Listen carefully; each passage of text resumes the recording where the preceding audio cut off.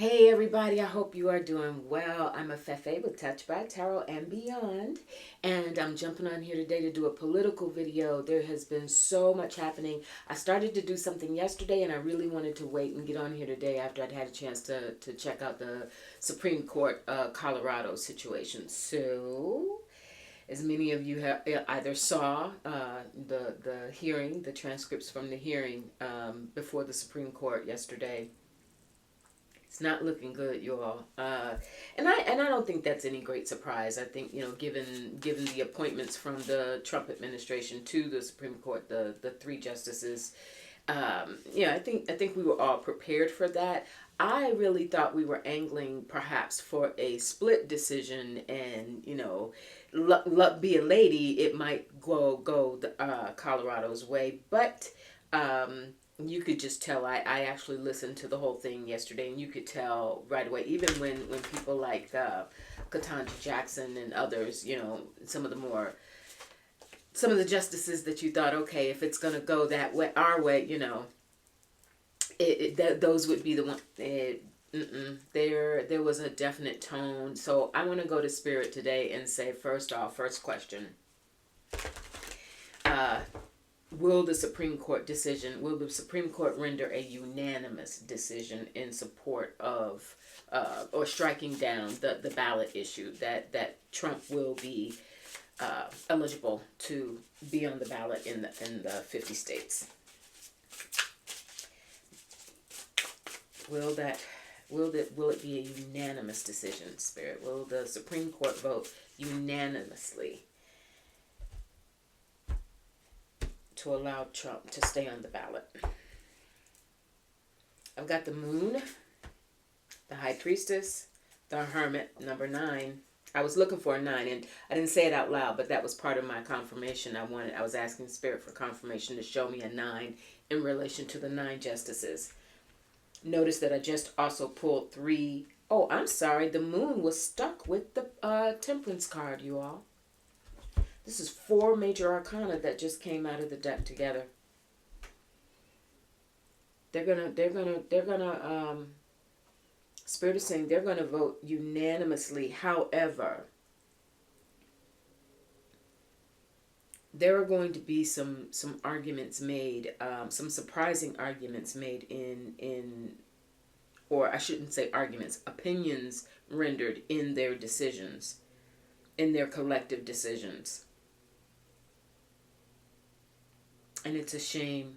And I think it's gonna come out. When are they supposed to have it out? I don't remember, you all. I know it won't be that long.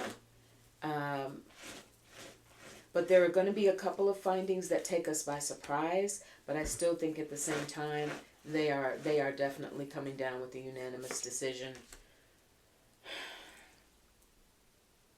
And this thing was dead on arrival. They knew. I got the 7 of Swords. They knew. These justices knew ahead of time. Well, they'd read the briefs. They had everything in front of them. It's a shame. So they're gonna rule unanimously, uphold his ability to 45's ability to stay on the ballot, and this issue of states being able to determine their own, who can be on a ballot and how it relates to the U.S. Constitution. That's a done deal. It's a done deal. And what's interesting is I got the 4 of Swords just now. These justices were almost like, what did you expect us to do? You know what I mean? There wasn't even a serious consideration of evaluating to what extent the arguments that were being put forth to actually challenge the legitimacy of 45 being able to get on the ballot. Like the actual, there were some solid arguments. I mean, I listened to the whole thing yesterday. There were some, I'm not a lawyer, but just in terms of the clarity of, I am a former journalist and I always listen for the way things are framed. Very, very solid. Though we weren't allowed, the cameras weren't in the courtroom, but we were able to hear everything. But they were incredible arguments put forth. I have to admit, on both sides. But I just look. It looks like the Supreme Court just really, those justices already knew in advance. Six of Swords. They knew in advance. There is some thought. They won't do this haphazardly because they also recognize the historic nature of this decision. So there is going to be great thought put into it, but in relation to how this scenario does not impact the U.S. Constitution, that the Constitution was not, the amendments, they kept talking about a Section 3, and I didn't have it in front of me. It was Amendment 14, Section 3. They kept talking about a Section 3, and to the extent to which it did or did not include the term of president as an officer. You know, there was a lot of minutia, a lot of legal minutia. And as I said, I'm not a lawyer. I couldn't quite, grasp all of that. But it certainly seemed that they knew, they had their minds made up ahead of time. It wasn't even, okay, we've read the briefs. Now let's really consider what legitimate arguments there are. It was, we all could have had a V8, basically, right? It was known. They made up their mind before they walked in there. So let's see what happens. Spirit is saying a leaning toward, anything can change, but Spirit is saying definitely a leaning toward unanimous vote. All right. Second thing, Special Counsel Hur decided not to press charges against Joe Biden in the classified documents investigation. Okay. We know why this was done, political theater again, anything to distract and discredit Joe Biden. Okay, been there, done that. How many times you're gonna rework the same old act? But interestingly, and there's a lot of talk about this today. So Special Counsel Hur issues this report, says this guy's basically too old, too feeble, too out there, too spaced out to even bother to prosecute. A jury's never going to convict him. He's too sympathetic in that regard. He's just this feeble old man. Can't remember how to tie his own shoes, basically, right? But the one thing where he messed up is you do not cross Joe Biden with anything relating to his family, and most especially Beau Biden. And that is what Hur did, apparently. In the report, there was some reference to him saying that when he interviewed Biden, that Biden could not remember many things, but among them, the day of Beau Biden's death. And that set him off from what everyone's saying, well, a lot that I read this morning online. That had a lot to do with why Biden decided to call that impromptu press conference last night, which he did not do himself any favors, we know, because there was this mix-up. In addition to some mix-ups that he made last week, we know 45 has a laundry list of them, but we're on Biden for now. So apparently last week he made a couple of flubs where he misspoke people who were already deceased as having met with them, Herkel and someone else, but from Europe. And so that didn't look too well. And then he did it again last night, mixing up the president of Egypt for Mexico, right? So he didn't do himself any favors in relation to the argument that Special Counsel Hur had made that, this guy's not even worth prosecuting. He doesn't remember what he ate for lunch yesterday, kind of thing, right? Exaggerated. So I want to take a look at Biden's mental health, but especially in relation to, there's something there still deeply with Beau Biden. And it's not, I don't feel like it's grieving.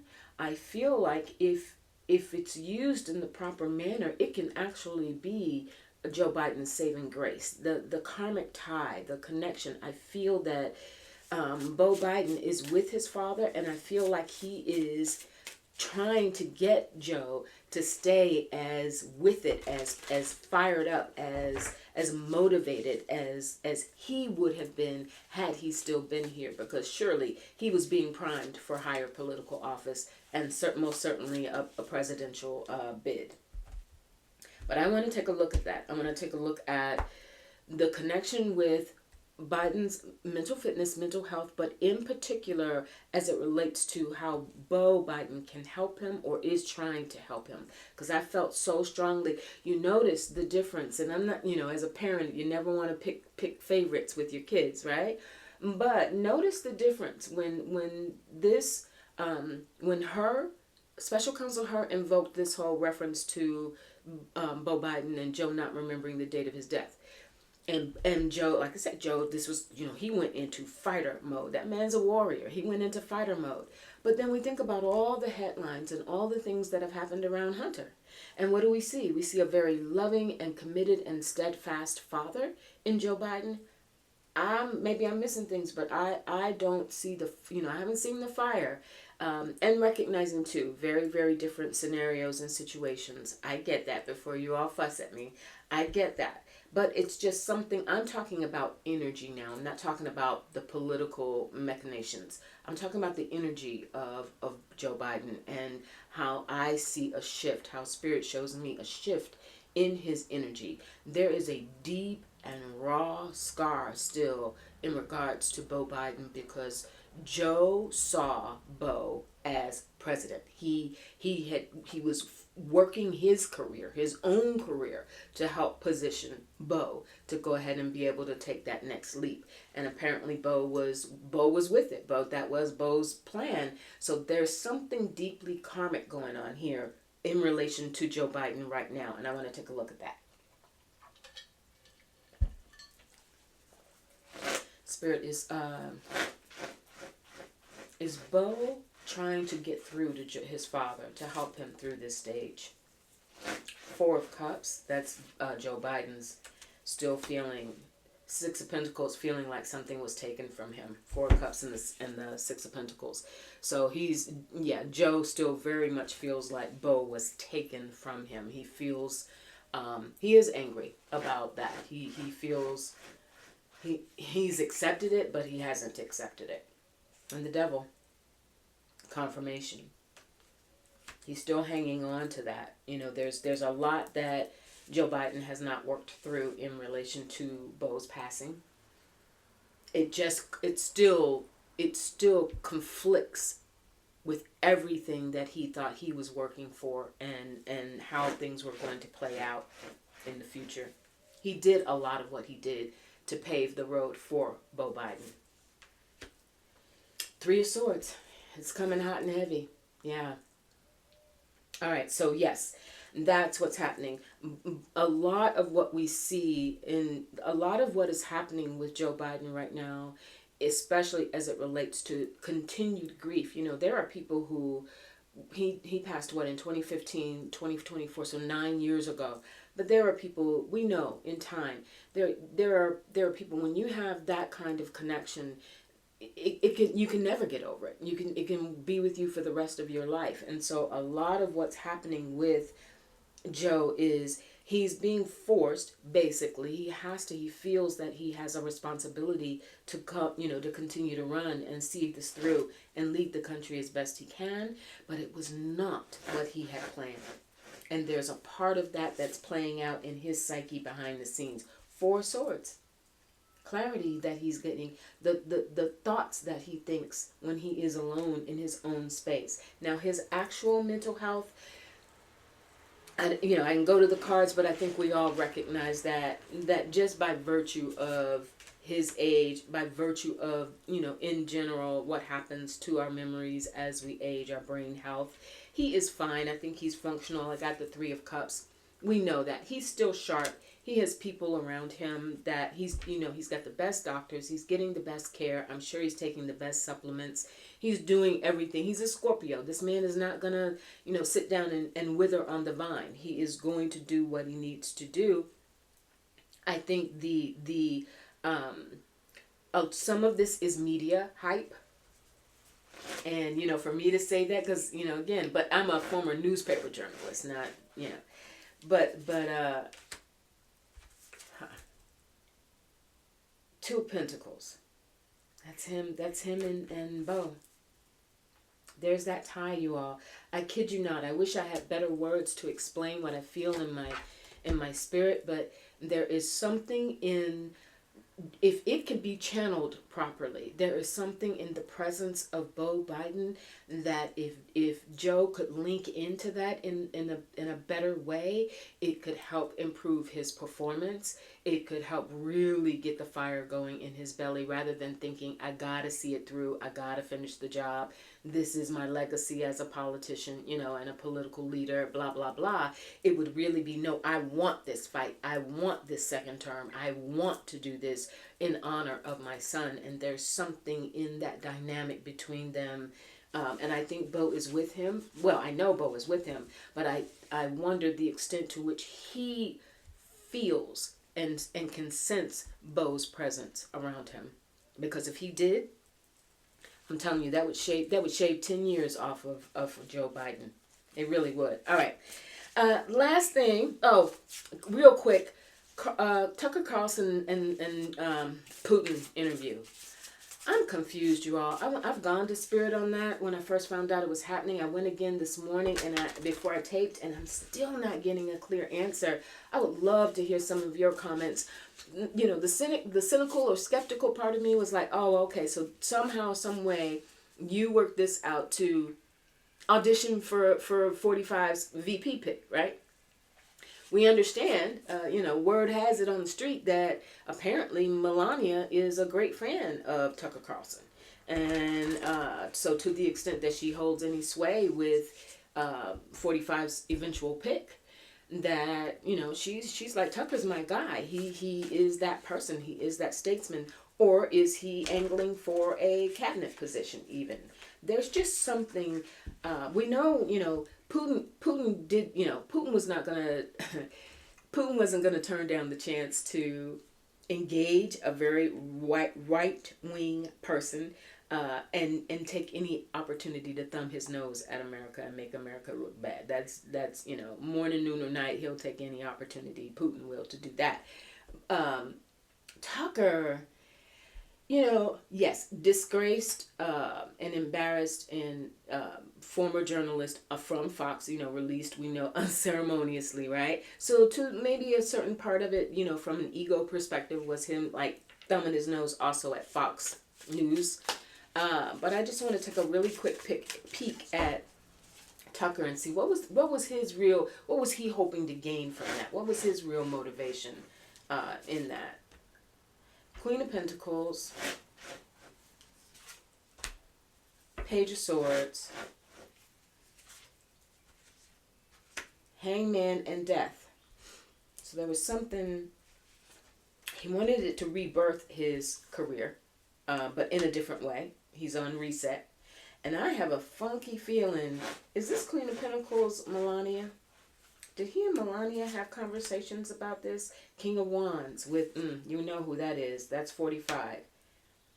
I feel like this was something with, at some point when all of this started getting set up, and I know for many of you, you're going to be like, well, Fefe, that ain't no news flash. Of course that's what happened. But I do think that there was something between 45 and Melania that helped get that set up. Or they put him up to it. They had conversations with Tucker Carlson about doing this. Page of Cups, yes. So he did it to some extent. And the Magician, all right, I don't even need to see any more. Yes, he was creating, Tucker saw this interview with Putin as a means to create a stronger and more committed dynamic with 45 and Melania. I think he and Melania really are cool. And so he was looking for an in to solidify that. It was also a way for him to show that he is still relevant and important and taken seriously in order to be able to sit down with a world leader. But even someone like Christiane Amanpour said, you think I wouldn't do that in a heartbeat? That is what I do. But Putin only gave access to Tucker because of his connection with who, right? Yeah.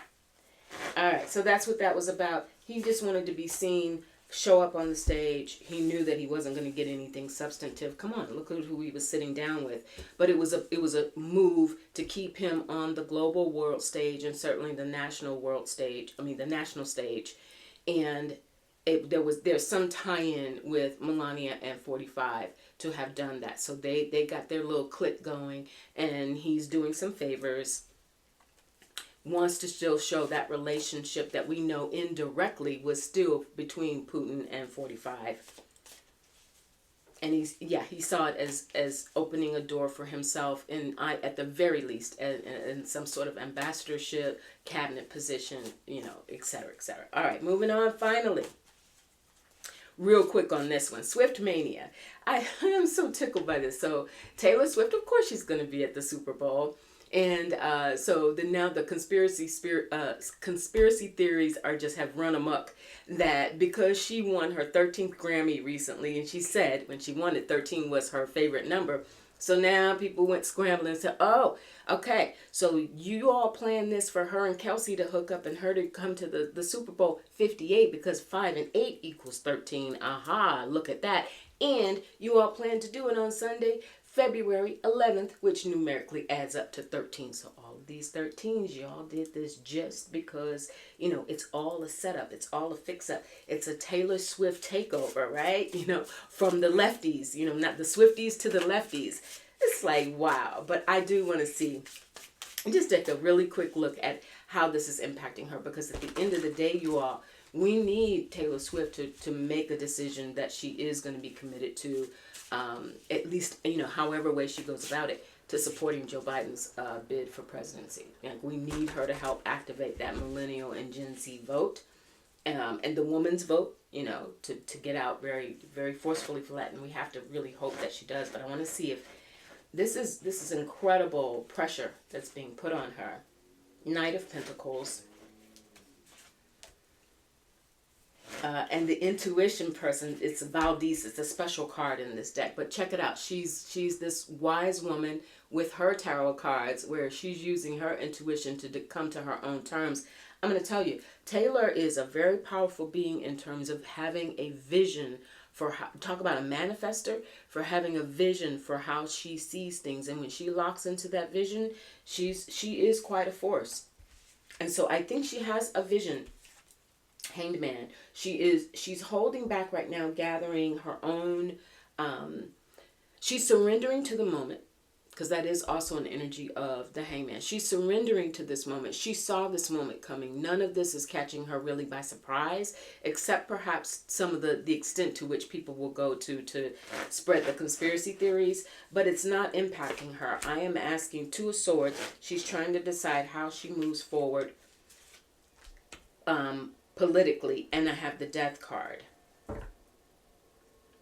How does that mean? Please show me why you gave me Death. Why did I get Death, Spirit? The Star. A rebirth of hope. Okay, thank you. Because I was hoping that didn't mean that she was in fact beginning to break off in some way or stop in some way. But no, we have I pulled Death, and then I got the Star when I crossed Death. So that is the age of Aquarius, Pluto and Aquarius.